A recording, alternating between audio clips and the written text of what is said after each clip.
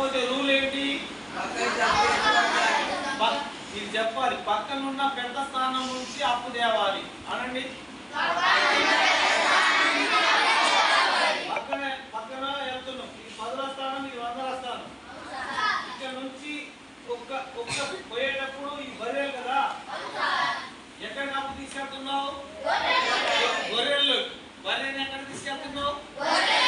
గొర్రెల్లోకి తీసుకెళ్తున్నావు. అప్పుడు ఏమైందంటే ఈ ఒక బర్రె పోయి ఎన్ని గొర్రెలు అయింది? 10 గొర్రెలు అయింది. 10 గొర్రెలుగా మారినప్పుడు ఏంటంటే ఇక్కడ 10, ఇక్కడ నుంచి ఒక బర్రె పోయి 10 గొర్రెలు అయిపోయింది.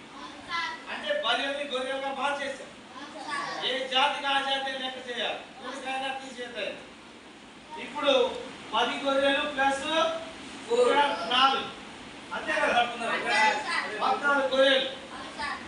ఎన్ని గొర్రెలు? నేను అడ్డం ఉంటే మీరు కనబడేట్టుగా రావాలి. 14 గొర్రెలు అయినాయి, అంతేనా? నానా 14 గొర్రెలు 6 తీసేస్తే అంత అంతా చెప్పట్లేదు. మీరు ప్రతి వాటి లెక్క చేయాలి. 8 వచ్చినాయి. అప్పుడు ఇక్కడ గొర్రె పోయింది కదా, ఒక బర్రె. ఇప్పుడు ఇక్కడ 5 ఉంటాయి, ఇక్కడ 5 ఉంది, కింద 8 ఉంది. అన్ని అప్పులే కదా.